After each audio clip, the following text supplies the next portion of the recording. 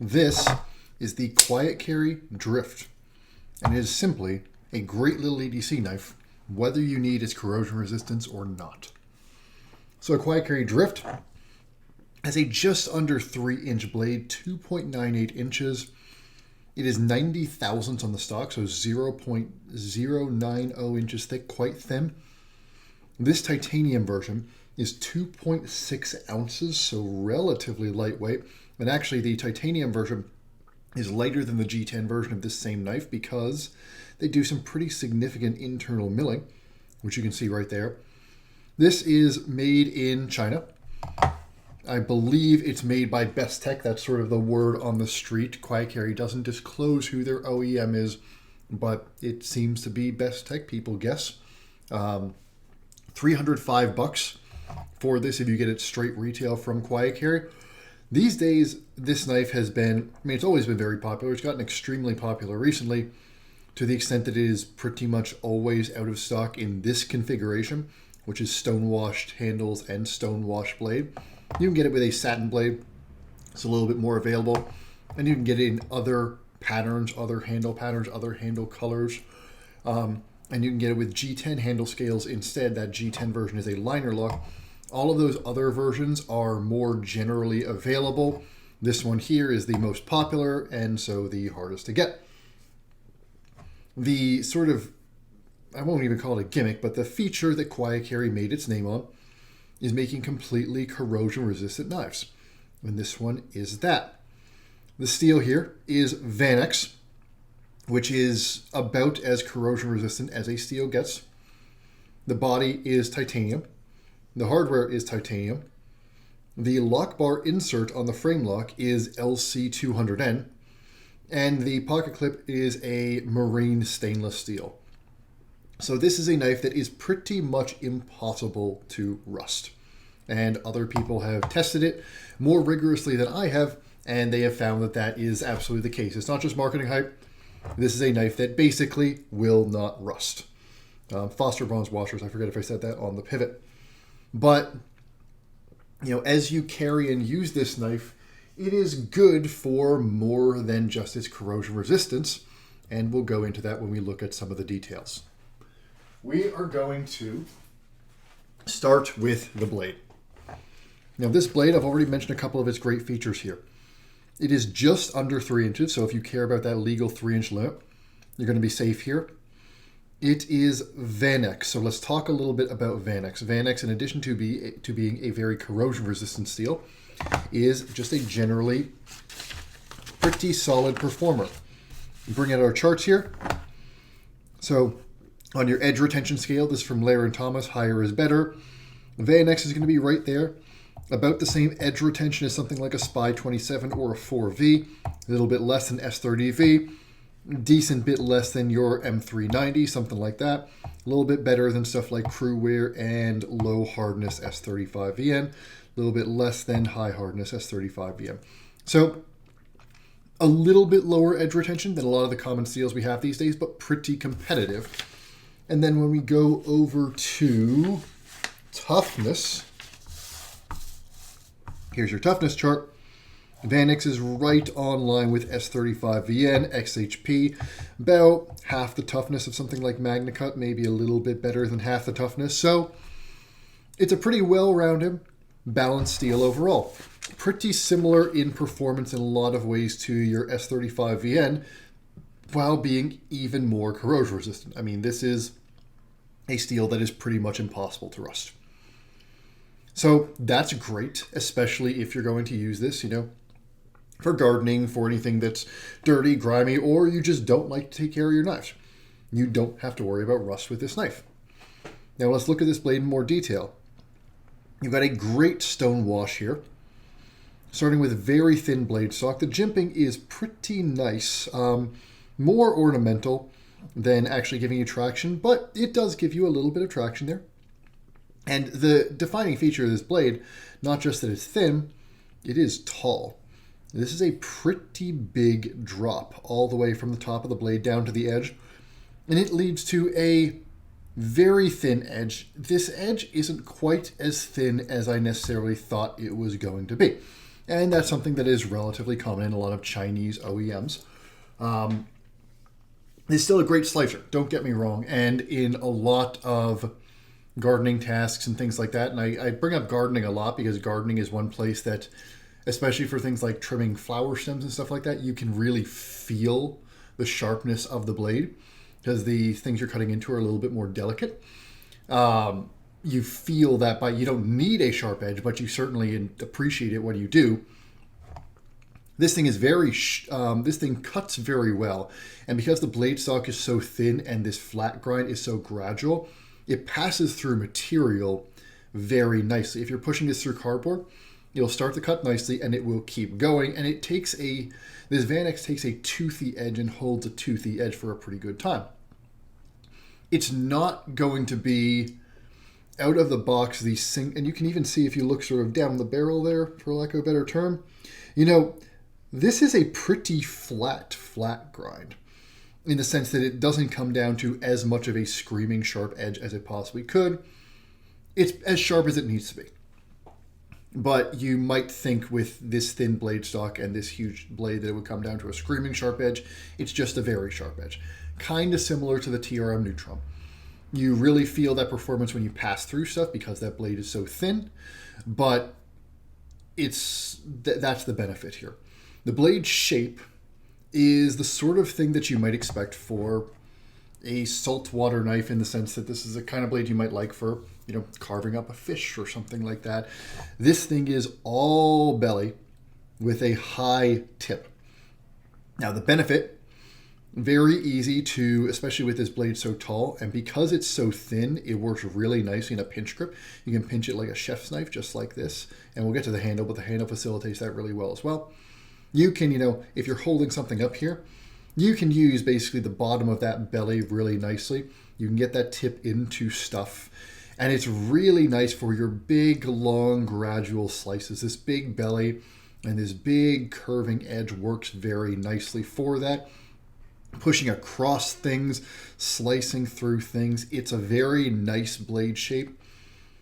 The challenge every once in a while with this blade is the same sort of issue I had with the TRM Shadow.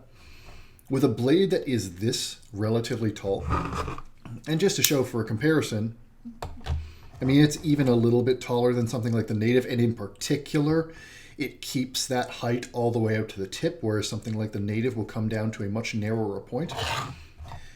It is a little bit hard to get the tip of this knife in between stuff. If I'm trying to cut right into something, this is not a very good knife for your down utility cuts down the board. It works fine.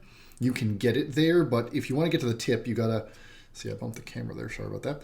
You gotta get all the way up there. It's really awkward. I end up using just the base of this belly here and trying to cut through like that. It's almost sort of like a bushcraft style shaped blade, or the sort of thing that you would see on, a skinning knife or something like that. It's not quite that blade shape, but this is the opposite of a blade shape you would want for utility cuts. It does that fine, largely because the stock is so thin and the edge is pretty good, but it's not what you'd think of as an EDC blade shape. Works fine, not my favorite part of the knife, the blade shape. But it is thin, it is slicey. You've got a very nice choil here. You got a very nice finish on the blade in general. Nice plunge, nice stone wash, good transition out to the flat. This choil is a little sharp on the edge there. It's secure. Your finger is not going to jump up onto the blade there. It can come pretty close, but it's not going to. But it is a little sharp on the finger, and if I really push, it can start to dig into my finger pretty badly there, to an extent that can get legitimately uncomfortable if I start really pushing on this blade, especially if I'm doing that for an extended period. Usually stuff like that doesn't bother me, but this is, that is a pretty sharp choil there. But it's nice. It's better to have it than to not have it, and this grip ends up working really nicely for the blade, especially when you choke up a knuckle and get more of the fat of your finger there. My favorite part of the blade is actually these thumb studs. These thumb studs are really nicely done. They're simple. They're basically just a bunch of stacked cylinders. but it gives enough of an edge for your thumb to catch right there. And the detent, it's not heavy, but it's not light either. It's a pretty moderate detent, so you got to push pretty hard, but by the time you overcome that detent, it snaps out pretty reliably. So these thumb studs give you just enough grip, just enough friction that it keeps your thumb on the stud. You can push it pretty hard, and by the time you actually break that detent, it will fire out. The positioning is very good. You naturally guide your thumb right toward where, when you naturally put your thumb on that stud, it's pushing out and away from the pivot exactly where you would want it to. And so it gives you that nice snappy action. And this is not the smoothest knife in the world. It's not bad. It's fine. It is plenty. It's smooth enough opening and closing. It's not a problem, but it's not like some stuff like your Swayback or your Techno, from Spyderco. Those knives can get really fantastic snappy action because the pivot just turns into oil on glass. It becomes so smooth, so frictionless that you don't need much force for it to just fly out. That's not the case here. This isn't a frictionless pivot. This is a very good pivot, but it's not a frictionless pivot. It's that thumb stud is so nicely designed with how much it sticks out, with the way this stud catches your finger. It's a really nice action. And the close is definitely a controlled close here. I mean, I can shake this shut if I actually, the way I've got the pivot right now, I can't even shake it shut. And there is a little bit of shouldering on the stop pin there, just a tiny bit, where that goes over the top. But it's a very good action, all considered, as long as you're okay with a controlled close. And honestly, I find it's just as good to slow roll out as well. When I'm actually using this knife, I am not actually flicking it out generally. I will be holding it and I will slow roll it out the whole way, and that's plenty satisfying. So that's really the features of this blade. Great stonewash, nice and thin, nice flat grind. And this blade shape works well for a lot of, outdoorsy type tasks, a lot of sort of workhorsey type tasks. It's great for gardening, but it's not going to be the best blade shape for some utility tasks. That's just the nature of a huge, big bellied drop point like this. But now let's go over to the scales, which are really the standout feature of this knife. The blade is very good, but the fact is, for all the press that Quiet Carry gets about their blade shapes, I think the handles are really their standout feature. So this handle is a pretty neutral handle, but the closer you look, the more you realize it's not actually neutral. Let's look at the other side for the handle features because it's a little bit easier to see without that stonewash. So you can see there's a swoop all the way across the back, and then the whole thing narrows as you get toward the back. It's much fatter up here than it is back here, and the whole thing cants down a little bit with a big front finger choil. Again, you've got that blade choil there, and you've got a nice big swoop for your fingers down here at the bottom. Ergonomically, and then on the front, you've got an even bigger front finger choil here. Ergonomically, it works really nicely. This is sort of like a 1.5 finger choil here, so usually my second finger lands in this part here. Honestly, I'm usually choking up. I'm usually choking up with my pointer finger, second finger goes in the choil, last two go on this part back here. And these sorts of blade shapes that narrow toward the back, especially when you've got a good choil like that, and this is a good choil. There's enough space here that I can really pinch between these two fingers, and it's very secure. This sort of handle design ends up feeling nice and secure in the hand, especially when you've got flat scales with a nice chamfer all the way around and flats all the way on these edges. When I grip this, especially if I get my thumb up on that jimping, this does not want to roll in my hand. My fingers sit on those flats right there. They get a little bit onto the chamfer if they need to, and then this texture, which we'll talk about in a second, gives tons of grip. This is just a very natural, simple handle design that works really well. It gives my pinky and my ring finger plenty to pinch down on with this narrower butt down here. And these front two choils do everything that's necessary to give my front two fingers something to grip onto. But the main reason that this handle ends up being so good really is this knurling. So this knurling has been Quiet Carry's signature. They have a little thing on their website about their signature knurling pattern. And it's not just your typical diamond knurling. Basically what they've done is they've done one set of milling passes that are going sort of this direction. And then after they've milled the whole thing that way, they've turned the piece 60 degrees and, well, probably turn, just put a 60-degree mill pass and then done a deeper mill going this direction. And so you end up with this basically a better version of a diamond pattern because there's 2 levels of height there. In fact, there's actually, there's 2 levels of height there. I guess there's 3 because there's the unmilled and then there's 1 step down and a 3rd step down. Not only does it look really cool, and there's nobody else that I know of that's doing knurling that looks quite this good. It's very fine. It's very precise. All your edges on the knurling are super, super clean and crisp.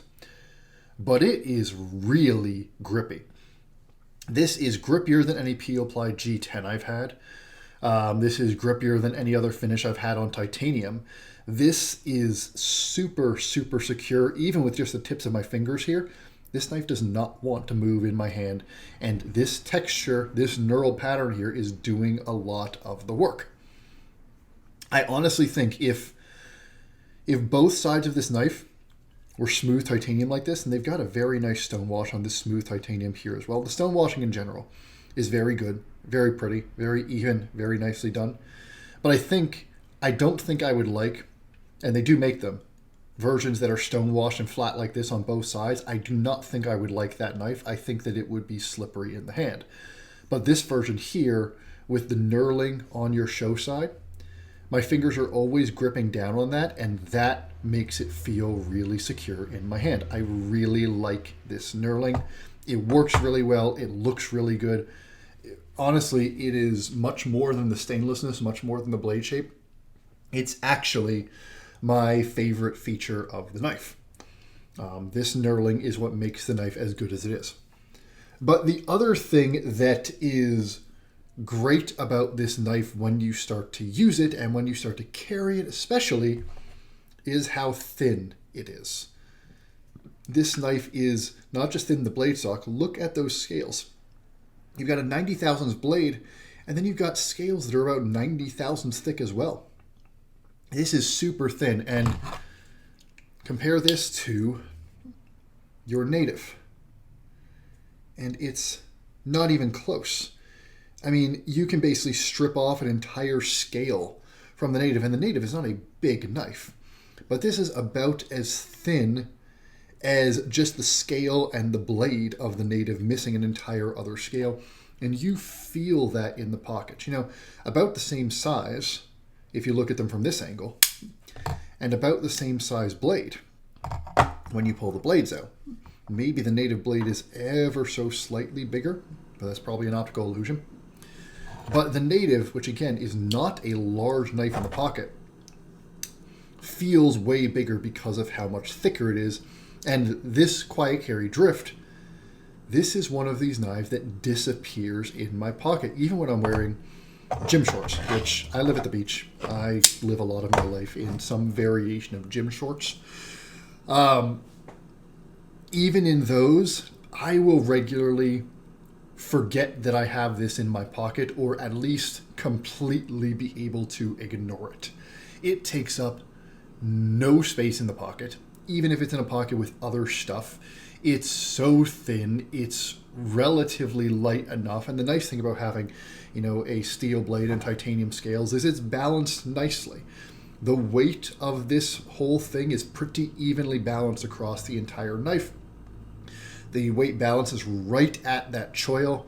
It doesn't feel handle heavy or blade heavy. It just feels neutral. It just feels natural. You don't think about it. You pick it up and it doesn't feel like it's off balance anywhere. It just feels like the weight is always very nicely, evenly distributed. They did that, that's probably the combination of the blade stock they chose, the way they chose to do the internal milling. It's a very nicely balanced knife, but that thinness in the pocket, and it might be, actually 1 second, let me get my, there it is. Let me get my chaparral out. So if I compare this to the chaparral, Yeah, this knife is slightly thicker than the Chaparral. And the Chaparral, is meant to be a super light, super tiny knife. This is a knife that is much bigger than the Chaparral and more capable than the Chaparral. I mean, this feels bigger in the hand. I can absolutely push this harder than I would push the Chaparral. I can reach further than I could with the Chaparral. But it ends up feeling like it takes up not much more space than the Chaparral in your pocket because of how thin it is. And that thinness and the knurling are the two things that I like the most about the Quiet Carry Drift. Didn't mention earlier, this particular version, I mentioned it, but I didn't show it, is a frame lock. The frame lock is totally competent, relatively early lockup. I've had no issues with lock stick. I've had no issues with lock rock, anything like that. It has been fine. Again, not the smoothest knife I've ever had, not gritty either. It's solid. Solidly implemented, neither remarkably good nor anything bad. And so that's sort of where the Quiet Carry Drift ends up. And if you're thinking about the Drift, think about this knife primarily as a really good, small, lightweight EDC. And as a really nicely finished and honestly pretty lightweight EDC.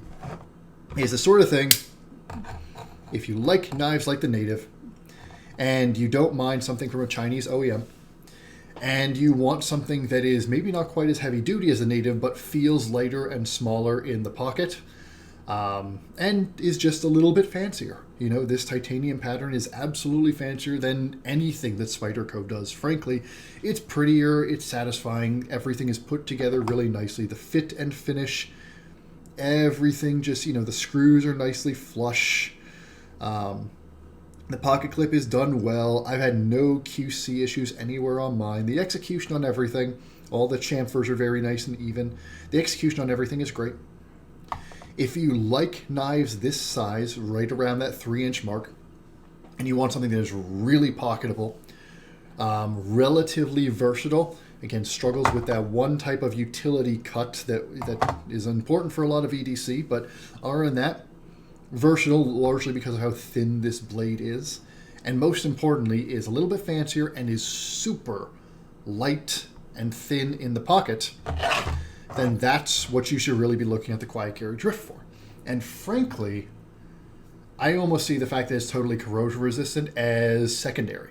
It's cool, it's a great marketing feature, and it is something that is going to be important to some people, but really, even if they had, say 20 CV on here, it would be a less interesting knife, but it would be, to me, just as good of a knife. And I don't see any part of the $305 they're charging for this being intrinsically tied to the fact that it is completely corrosion resistant. That's how they're selling a lot of them, yes. But looking at this as a saltwater knife is selling the merits of this knife short. There are things that I don't love about it. I don't love this blade shape. I have found it a little bit more awkward to use for some cuts than something that's just a little bit more neutral, and in particular gets down to a finer tip like your Native or like your Chaparral or like any of Spyderco's leaf-shaped blades. Don't love this blade shape. The grind is just good, and $305 is a lot of money. But I can see where it's coming from here. The fit and finish is very good.